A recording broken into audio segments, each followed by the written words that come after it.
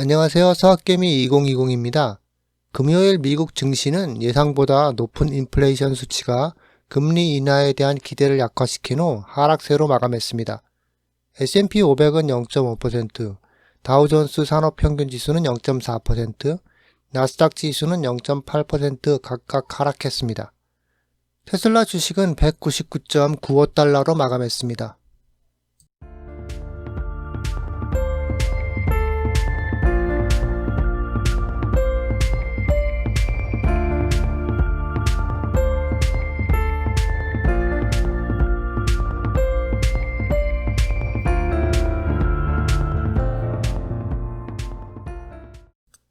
테슬라의 북미 충전 표준에 합류하지 않았던 마지막 대형 자동차 회사 스텔란티스가 드디어 NACS를 채택했습니다. 월요일 보도자료에 따르면 스텔란티스가 소유한 모든 브랜드는 2026년부터 테슬라의 NACS 충전 포트를 장착할 것입니다. 스텔란티스는 지프, 크라이슬러, 다치, 램, 피아트, 알파로미오를 소유하고 있으며 배터리 전기 자동차 제품에 테슬라 포트를 추가할 것이라고 밝혔습니다. 스텔란티스 글로벌 에너지 및 충전 담당자는 업계가 개방형 표준을 맞출 때 고객이 중심이 된다고 하며 모든 고객을 위해 커넥터의 지원과 채택을 발표하게 되었다고 합니다.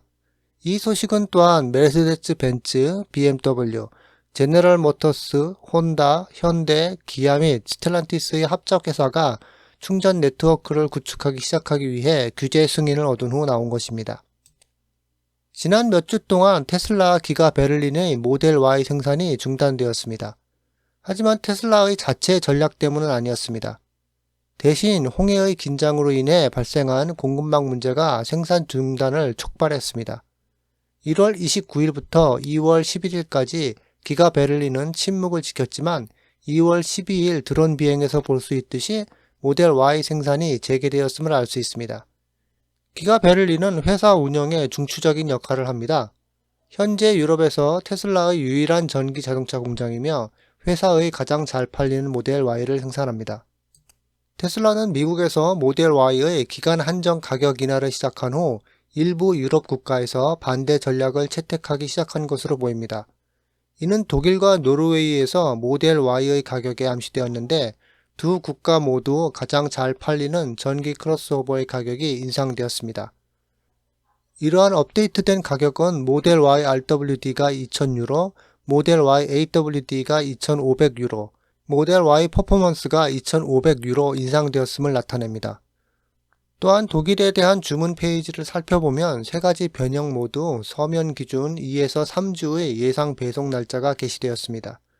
유럽에서 테슬라 모델 Y의 가격이 인상된 국가는 독일뿐만 아닌 것 같습니다. 테슬라는 노르웨이에서 모델 Y의 가격을 전기 크로스오버 라인업 전반에 걸쳐 약 2만에서 2만 5천 NOK 인상한 것으로 알려졌습니다. 테슬라는 특히 1월 29일부터 2월 11일까지 기가 베를린의 생산 중단 이후 향후 몇 주 동안 유럽에서 더 많은 차량을 판매하기 위해 노력을 강화할 것으로 예상됩니다. 테슬라는 작년의 대부분을 조용히 새 하드웨어를 배포하는 데 보낸 후 웹사이트에 차세대 파워월 3 배터리에 대한 주문을 공식적으로 시작했습니다.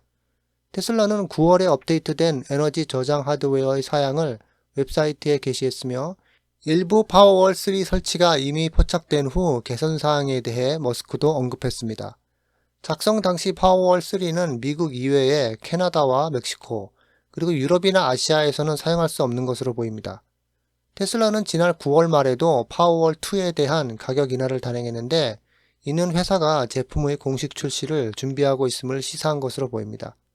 또한 테슬라는 파워월 3가 최대 4대까지 확장 가능한 반면 파워월 2는 최대 10대까지 확장 가능하며 내장된 태양광 인버터가 필요하거나 필요하지 않을 수도 있는 대규모 상업 프로젝트에 더 나은 옵션이 될 수 있다고 합니다.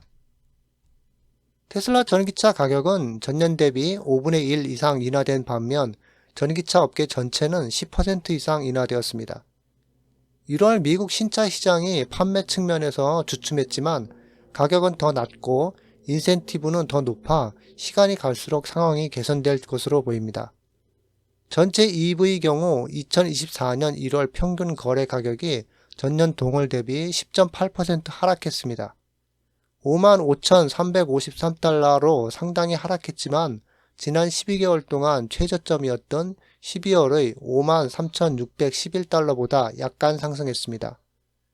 콕스 오토모티브의 비즈니스 인텔리전스 수석이사는 테슬라의 대규모 가격 인하가 전반적으로 전기차 부문을 크게 하락시킨 주요 원인이라고 말했습니다. 모델 Y의 가격은 지난 1년 동안 평균 63,000달러에서 5만 달러로 21% 이상 하락했습니다. 평균 거래 가격을 낮추는 또 다른 계기는 인센티브였는데 이는 지난 1년 동안 3배 이상 증가했습니다. 스페이스X는 브라운스빌에 있는 스타베이스 단지에서 1억 달러의 프로젝트로 남부 텍사스 사업을 확장하고 있습니다. 간단히 스페이스X 스타베이스 오피스라고 불리는 이 프로젝트는 15개의 축구장이 들어갈 만큼 큰 산업단지를 건설하게 될 것입니다. 이 프로젝트는 약 100만 평방피트의 공간을 특징으로 하는 특수용도 산업공장에 추가하여 5층짜리 사무실 메자닌을 건설할 것을 포함하고 있습니다. 이 프로젝트의 예상 비용은 1억 달러이며 건설은 2024년 2월 23일에 시작될 것으로 예상됩니다. 이 시설의 예상 완공 날짜는 2025년 1월 1일입니다.